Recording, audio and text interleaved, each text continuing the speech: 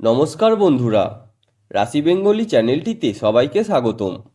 আজকের আলোচনার বিষয় মার্চ মাসের মহাশিবরাত্রিতে ভোলে বাবার কৃপায় কোন কোন রাশির জাতক জাতিকাদের সমস্ত ইচ্ছা পূরণ হতে চলেছে। প্রতি বছর ফাল্গুন মাসের কৃষ্ণপক্ষের চতুর্দশী তিথিতে মহাশিবরাত্রির উৎসব পালিত হয়।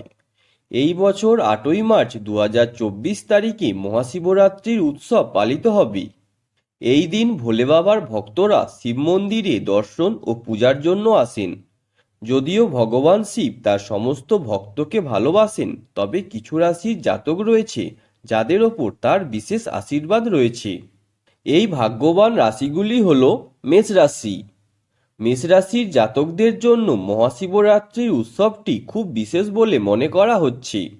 আপনি যদি কাউকে পছন্দ করেন তবে শিবরাত্রিতে তার কাছে আপনার অনুভূতি প্রকাশ করার সেরা দিন।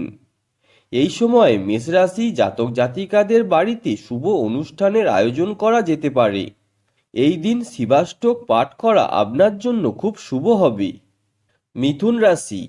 মিথুন রাশির জাতক জাতিকাদের জন্য মহাশিবরাত্রি উৎসবটি খুবই বিশেষ হতে চলেছে। এই সময় আপনার সুখ বহুগুণ বৃদ্ধি পাবে এবং আপনার বিবাহিত জীবনে সুখ থাকবে। বিবাহের যোগ্য ব্যক্তিরা বিবাহ করতে পারেন। মহাশিবরাত্রির দিন ভগবান শিবকে সাদা আকন্দ ফুল নিবেদন করা শুভ হবে। তুলা রাশি। তুলা রাশির জাতক জাতিকাদের জন্য শিবরাত্রি খুব বিশেষ বলে মনে করা হচ্ছে। এই সময় আপনার প্রেমের সম্পর্কের মধ্যে মধুরতা থাকবে।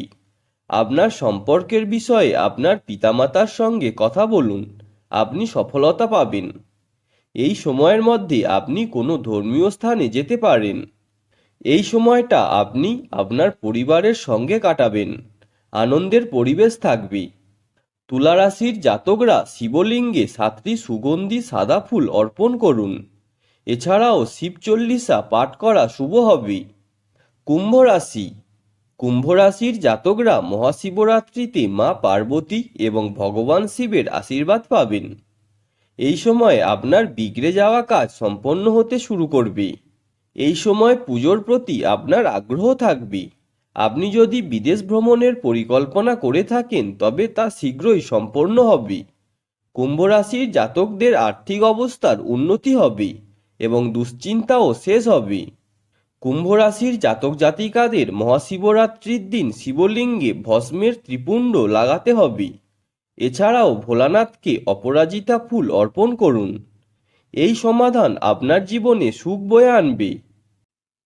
প্রতিদিনের রাশিফলের আপডেট পেতে আমাদের রাশি বেঙ্গলি চ্যানেলটিকে সাবস্ক্রাইব করে বেল আইকনটি প্রেস করে নেবেন।